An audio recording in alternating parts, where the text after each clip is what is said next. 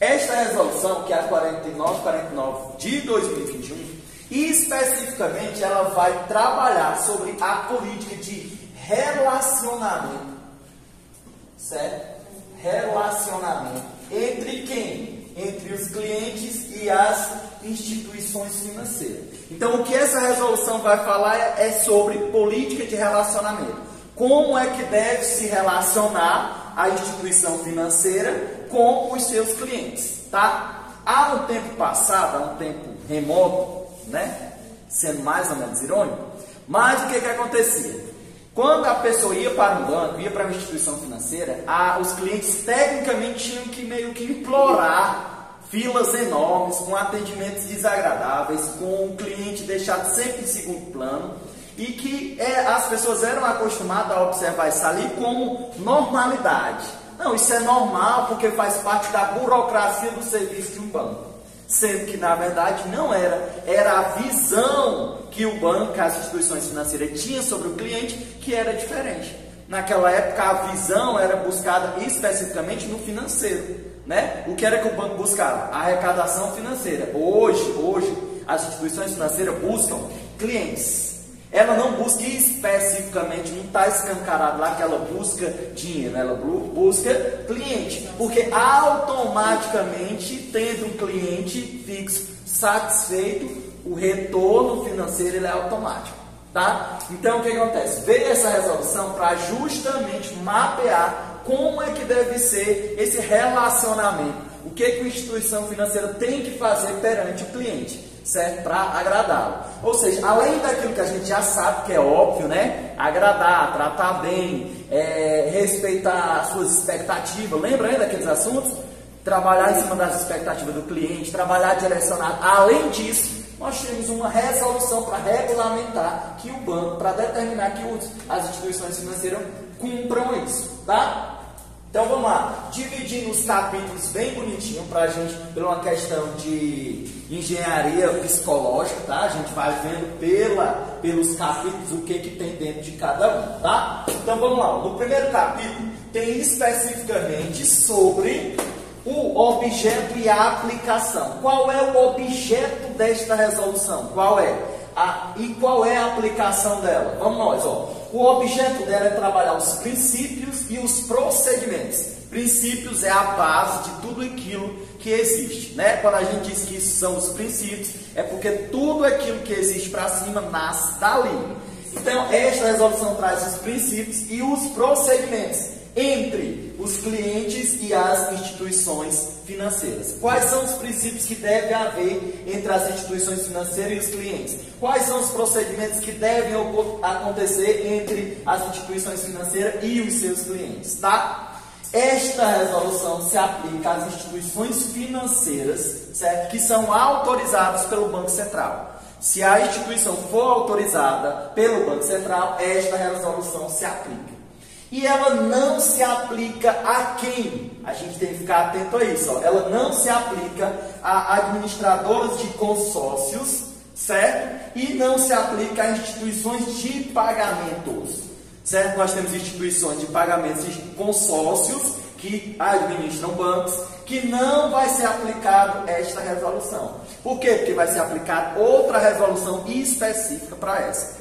E essa aqui se aplica a quem? Instituições financeiras que são autorizadas pelo Banco Central. Cuidado que é pelo Banco Central. Tudo aqui é regulado pelo Banco Central.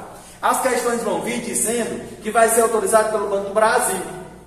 Você vai marcar errado. Vai ser autorizado pela Caixa Econômica. É errado. O chefe aqui é o Banco Central. Tá bom isso? O que?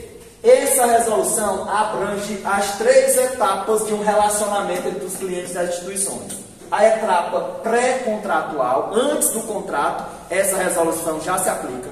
Durante um contrato, certo? Também se aplica e até após um contrato, até o rompimento do contrato entre o cliente e uma instituição financeira, ainda deve ser levado em consideração os procedimentos dessa resolução. Tá bom isso? Então, o que nós temos que mentalizar? Aplica-se às instituições autorizadas pelo Banco Central. Não se aplica às administradoras de consórcios e às as instituições de pagamento. Beleza?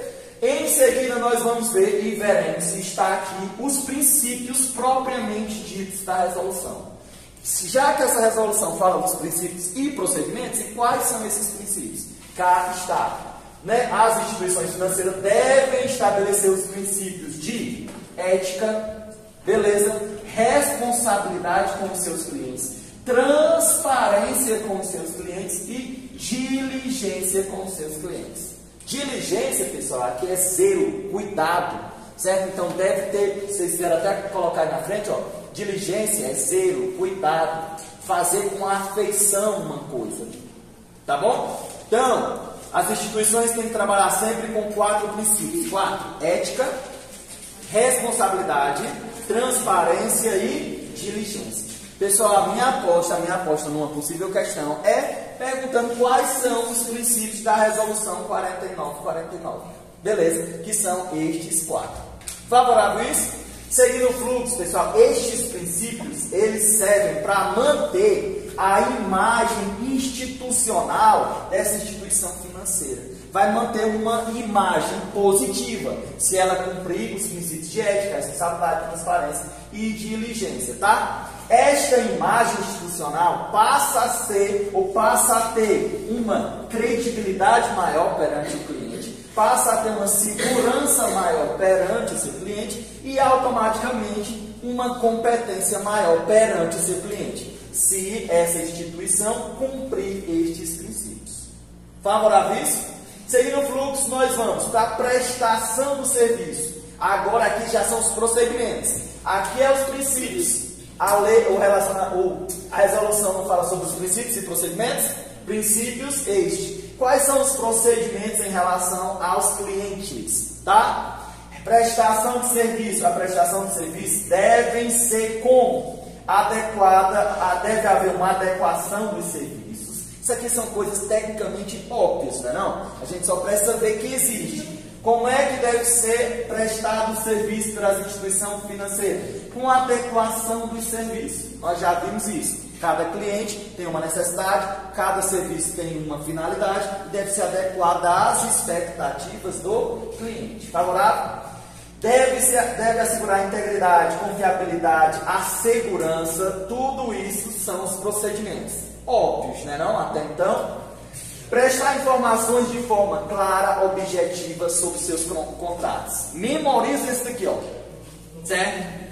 A prestação dos serviços pelas instituições financeiras deve prestar informações de forma clara, de forma objetiva sobre seus contratos. Pessoal, quando vocês forem fazer um contrato com instituição financeira, a linguagem tem que ser clara. Se vier uma questão, por exemplo, dizendo que a linguagem tem que ser técnica, está errado.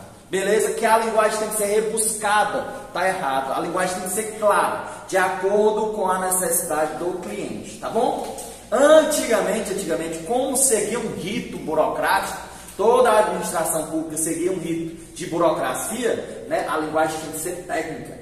Certo? O atendente não poderia falar de forma clara, de forma adequada ali ao linguajar do local, tinha que ser de forma técnica, que muitas vezes o cliente não entendia, não é? Que a gente ainda vê em algumas profissões hoje desse cunho, né? Você vai conversar com alguns profissionais de algumas áreas e ele fala com uma linguagem que você pare, sim, agora traduz, né? Quando na verdade a pessoa quer só esboçar a beleza da linguagem técnica, né?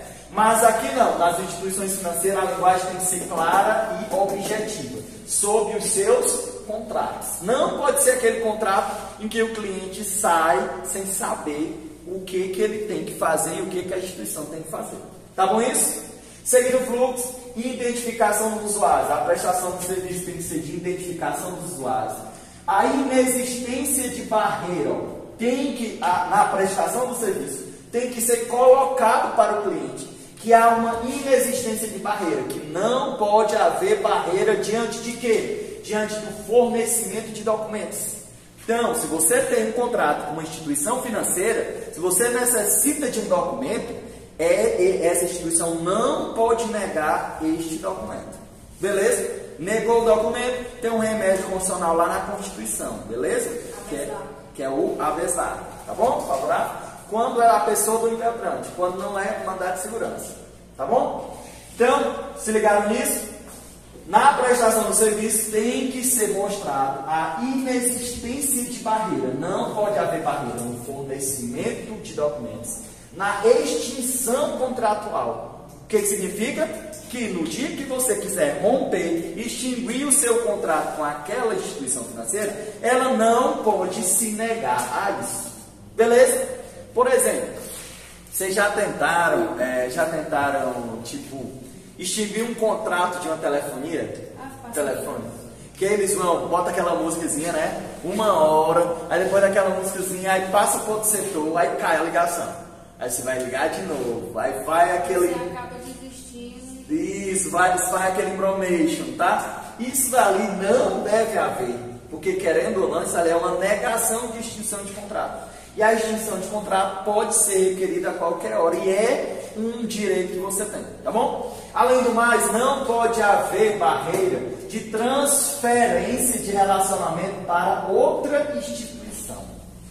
Beleza? Então, por exemplo, se você quiser mudar de instituição financeira, certo? A instituição atual não pode negar regras, certo? Não pode estabelecer uma barreira de transferência do relacionamento que você tem com essa instituição.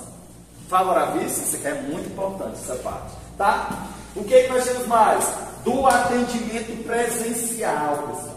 E em relação às instituições financeiras, como é que deve ser o atendimento presencial? Olha só, é um negócio que, tecnicamente, às vezes, a gente nem pensa sobre, né? A gente só pensa, o banco tem que ser presencial ou online?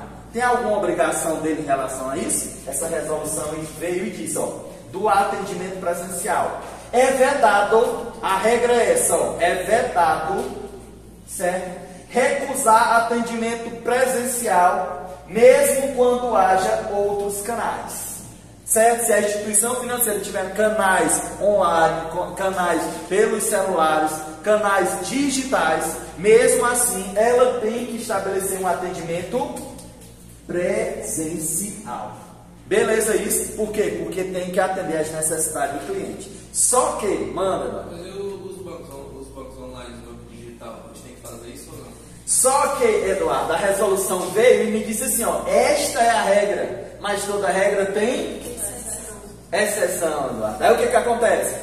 O atendimento presencial, em regra, é obrigatório, tem que ter. Salvo, ou seja, essa obrigação aqui, não se aplica, certo? A quem? Em que momentos? Nestes momentos aqui, não é obrigatório o atendimento presencial. Quando? Primeiro, serviço de cobrança, quando não houver convênio, certo? E o convênio não contemplar ao atendimento presencial, certo? Não se aplica quando há um serviço de cobrança. No serviço de cobrança do cliente, se não houver um convênio, certo, com esse cliente, não é obrigatório o atendimento ser presencial. Pode ser um atendimento online. Beleza? E se tiver um convênio, pode ser que o convênio não contemple, não esteja escrito lá no convênio ou no contrato que o atendimento tem que ser presencial. Se não tiver, a instituição não tem obrigação de te atender de forma presencial. Beleza? Esse é um dos pontos. Vamos para o próximo.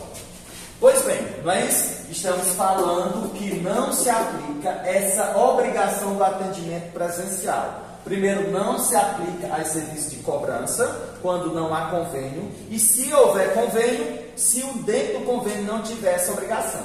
Além disso, nós temos mais quando? No recebimento de boletos fora do padrão. Quando é para receber boletos que não sejam de acordo com o padrão da instituição financeira, esse atendimento presencial não é obrigatório, tá? A resolução traz isso. Diante disso, é que as instituições financeiras já criaram seu próprio boleto padrão, não é? Quando a gente chega nas instituições que a gente vai fazer aquele depósito, já tem um boleto padrão, os caixas não só aceitam só aquele. Se você pegar outro, fizer em casa, bem bonitinho, com as florzinhas. Eu vou depositar aqui um dinheiro para a Priscila, ela é minha amiga. Eu coloquei aqui umas florzinhas, um coração, uma mensagem de bom dia para ela e coloco lá dentro. A instituição aceita? Não aceita. Então, quando o envelope lá, né, quando os boletos não tiverem no padrão estabelecido, a instituição não fica obrigada a te atender de forma presencial. Favorável isso?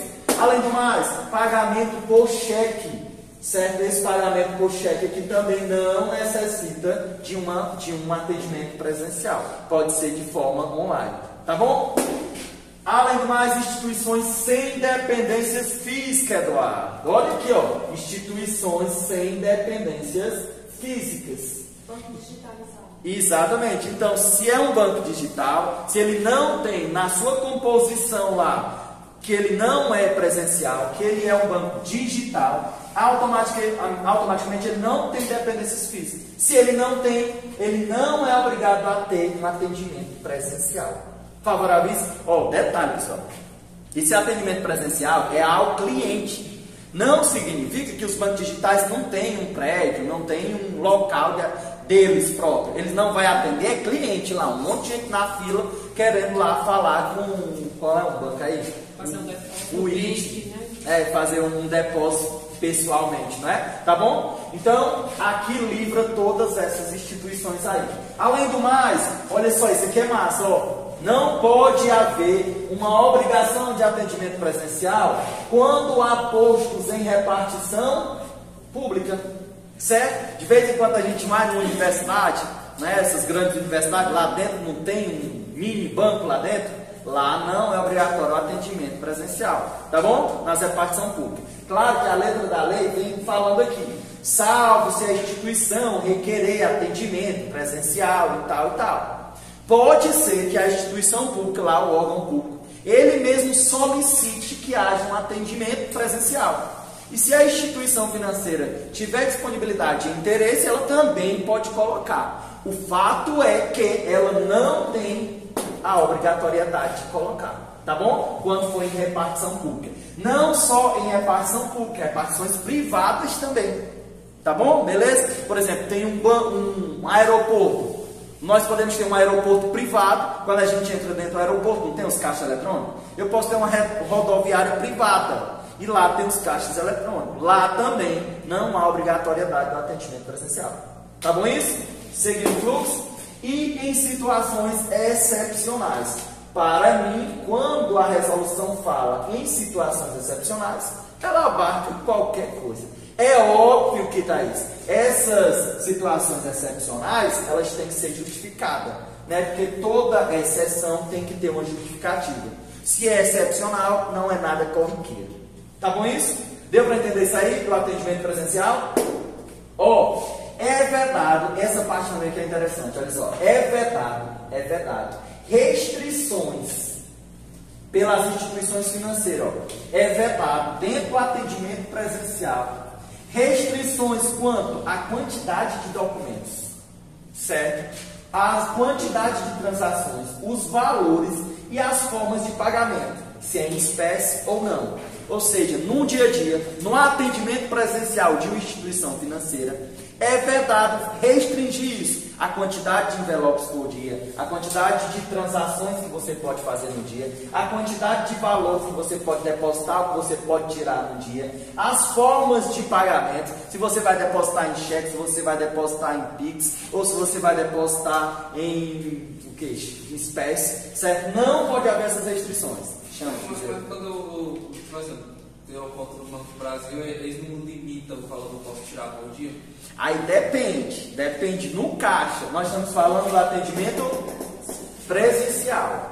Beleza, Eduardo? Agora, lá no caixa eletrônico, por uma questão estrutural, às vezes pela quantidade de dinheiro que fica lá dentro, aí tem essas limitações. Agora, até porque o atendimento lá não é presencial, né? Você vai lá, mas alguém não está te atendendo. Agora, aqui é o atendimento presencial. Favorável isso? Seguindo o fluxo, o fluxo vai falar da política de relacionamento. Como é que tem que ser a política de relacionamento entre as instituições financeiras e os clientes? Ela tem que ser formalizada. Isso daqui é algo tecnicamente óbvio, né? A gente não pode chegar lá no banco e fazer um contrato de boca. Não mais. Porque os contratos têm que ser o quê? Formalizados, tá? Essa política ela tem que ser aprovada por um conselho de administração. Todo banco tem um conselho, que é um grupo de pessoas, né, que vão aconselhar a administração em relação às suas movimentações financeiras. Neste momento, ó, esses conselhos têm que ter conhecimento sobre as políticas de relacionamento. Como deve tratar, como deve ser tratado o cliente, o que pode fazer, o que não pode fazer, tá bom? Além do mais, ser avaliado periodicamente. Essa política de atendimento ao cliente, de atender bem ou mal, tem que ser avaliado periodicamente. E os bancos fazem isso, tá bom? Tranquilo? Além disso, nós temos seguindo o fluxo, gerenciamento de política de relacionamento. Essa política de relacionamento tem que ser formal, comunicada ao conselho, tem que ser avaliada periodicamente. Como é que a gente faz o gerenciamento dela, então? De que forma a gente faz? Através da identificação de clientes, tá? Através das cobranças de tarifa, através de oferta, divulgação, serviço. É assim que a gente analisa como é que está o relacionamento com o cliente. Trabalhando dessa forma, obviamente. Identificando ele, cobrando tarifa pela prestação de serviço, ofertando serviço para ele, fazendo a divulgação para ele, mostrando o serviço para ele, tá? E esse gerenciamento político deve haver mecanismos de controle favorável, tem que haver mecanismos de monitoramento, de avaliação e de correção, tá bom? Ó, isso aqui o que vocês têm que mentalizar, como é que tem que acontecer a política entre a instituição e o cliente, como? Dessa forma aqui, ó.